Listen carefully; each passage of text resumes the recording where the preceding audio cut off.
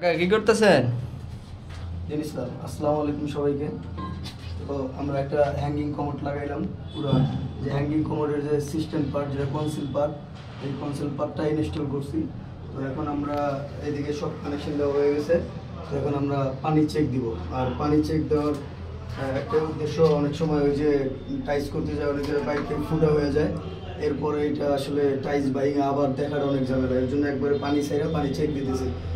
আর অবশ্যই যারা এগুলা পানি ছেড়া পানি চেক দিবেন, তো পানি চেক দেওয়ার আগে যে কাজটা করবেন, যে আপনাদের যে কালেকশন পাইপ যেটা লাগানো থাকে, যেটা বল ককের সাথে, এদিকে আসো, এদিকে সেটা দেখো, ভিতরে দেখো, এই যে বল ককের সাথে যে কানেকশন পাইপটা থাকে, এটাকে খুলে নিয়ে ডাইরেক্ট আপনার অ্যাঙ্গেলটাকে ছাড়বেন।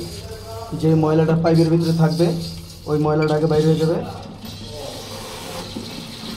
ময়লাটা বাইরে হয়ে যাওয়ার পরে তারপরে একবার ফ্লাশ করবেন, তাহলে আপনার লাইনটা পুরো ক্লিয়ার হয়ে যাবে। যদি পাইপের কোনো আয়রন, পাইপের যদি এটা কী বলে, কাটার পরে যে ফ্রেমটা কাটার পরে যে ইয়েটা থাকে, গুঁড়া গুঁড়া যে ইয়েটা থাকে, ওই গুঁড়োটা যায় আপনার বল ককারের সময় বল ককটা জাম হয়ে যায়, তখন আর বল ককের কোনো কাজ করে না। এই যে আমাদের হয়ে গেছে, একটা ফুল হয়ে গেছে। এই যে আমরা এখন আপনাকে ছেড়ে দেবো।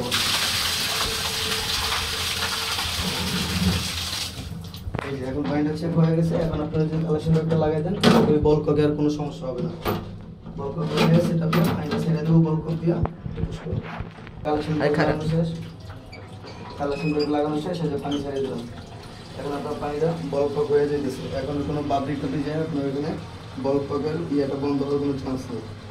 তো এই হলো অবস্থা। এখন আমরা এটাকে সেট আপ করে দেবো।